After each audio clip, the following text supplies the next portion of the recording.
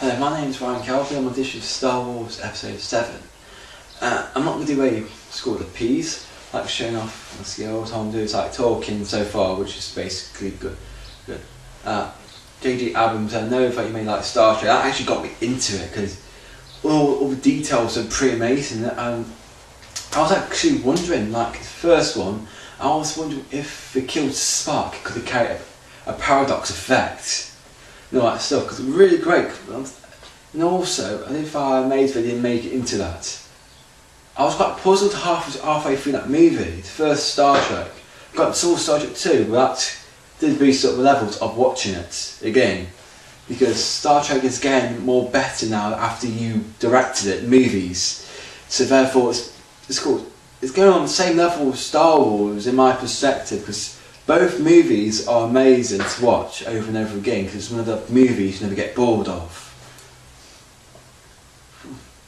Mark Davis, I found out that he was in Star Wars. Reason why is because of his grandmother. His grandmother heard the audition on the radio, then boy thought, well, kid wants to be in it, and he did. And he became an amazing actor ever since. Nothing else has actually been like that before, and I thought I might as well do the audition online, see what happens. If we get accepted, it'll be amazing, because I don't really mind what I'll be in that, as long as I'm on the set. 'Cause I like to be in pretty much like anything. I would like to be an evil character, you know, because evil, you can actually make it more better, because you can just figure out new ways, like background stories, stuff like that, thinking like, how can I make this character more evil or stand out more, or make it more eccentric? Because sometimes it could be a voice, because I do personations, voices, accents and all that stuff. I could do quite a lot, so I can make my character like evil or crazy. Because I actually was in House Wonderland production, and I made my character, March Hare, kind of drunk, because that character always drinks tea, so I kind of made him drunk for that one there. I was playing the cook. I kind of mixed them up with Father Jack from Father Ted's and the cook from Matilda. I mixed them, put them together to make a new character, which everyone laughed at because it's quite a funny production.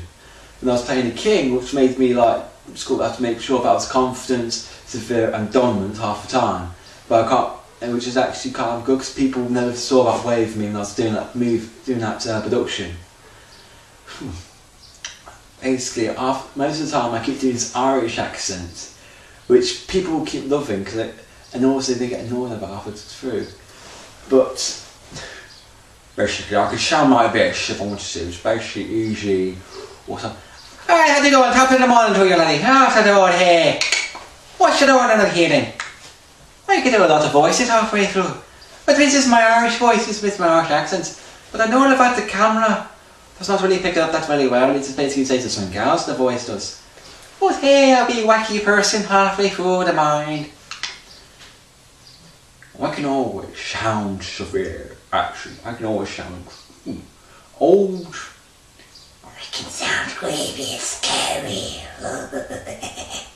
Basically, depending on what people want me to be. I've been doing performance quite a bit, and people ask me to be certain characters. And I would ask them, what type of voice would you like? Would you like something creepy, scary, and also have to look into it? So I basically like go on YouTube, look back down stories, find information, and also see how previous people play the character. So therefore, if I do that, I can try and see what went wrong with it and ways to improve it to make it better. That's what I'm trying.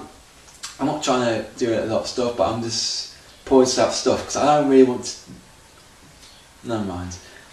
And that's pretty much it, because I don't want to keep carrying on, because by doing so this is going to go really, really long. And I'm going to make some mistakes on this, it's called audition tape. Reason why is because I haven't done anything like this before, and I'm just trying to figure out what information to say and what not to say halfway through, and everything stays on spot. I don't write a script like, okay, let's see what I'm going to do. Oh yes, I'm going to talk about this topic, and this topic right here. And, you know, so there'll be, righty over here then. Alright then. And anything else what I want to say on the camera? Don't need to sound like this, don't need to dance, don't need to act like we don't do. It's basically like that. That's what people always think about what they do for auditioning. They've always got to like think before they actually stop doing it. But me, I would do it on the spot, because if you do it on the spot, you can think of new things, new ideas, like something you never thought of doing before.